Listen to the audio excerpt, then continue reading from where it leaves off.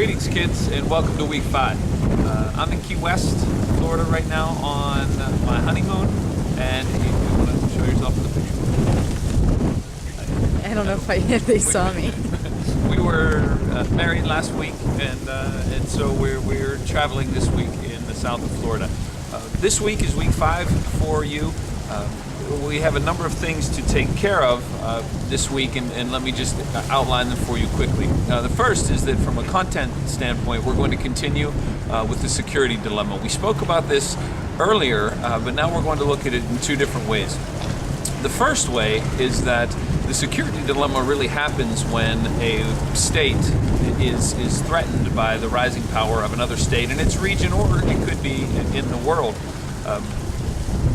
So at that point, in your first lecture, we'll deal with the idea that a country, once there is a rising threat and a rising power, that it has 2 options. The first is to balance that power, and we will speak about that later in the second lecture. But balancing basically means, and we've spoken about this before with the balance of power, just the idea that you try to, once there is a threat to you, that you try to balance it and you try to match that power or exceed that power in order to ensure that that country will not attack.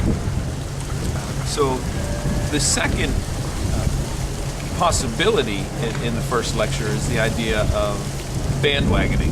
And bandwagoning usually it happens with weak countries, and the idea is that you don't have the power to balance this threat to your security, and so you bandwagon with it, you join its program, you become allied with it, yeah?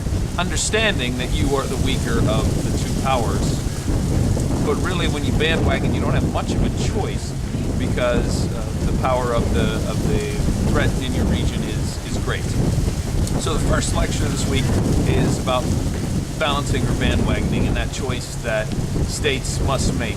The second one is about collective security, and the idea that one way to protect yourself in an anarchic world is to band with other like-minded states to make a more formidable force to deal with threats. So the first lecture, balancing and bandwagoning. Second is the idea of collective security. And we're going to focus specifically on NATO. From a current affairs standpoint, this week we're going to deal with Iran.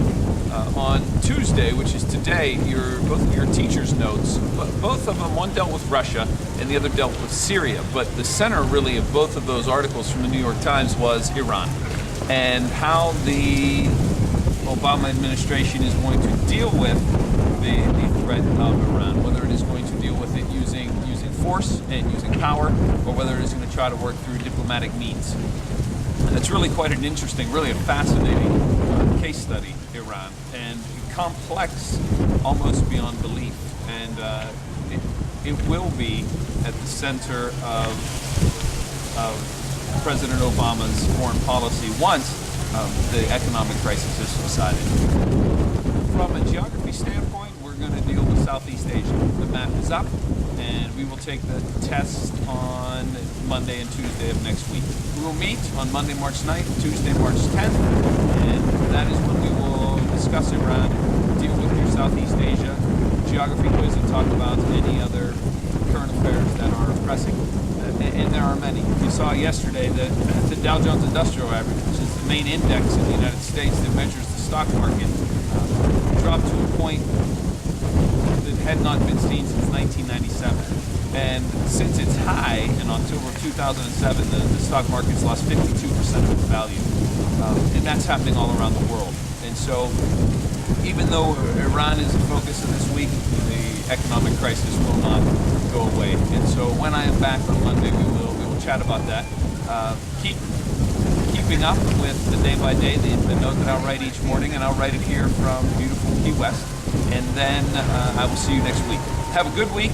Take care of yourselves, and I look forward to working with you when I get back. You want to show the sun set? The sun's about to set here, Key West.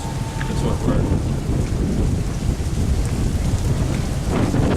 This is Mallory Square, or actually leading into Mallory Square, where we will see the beautiful, beautiful sunset.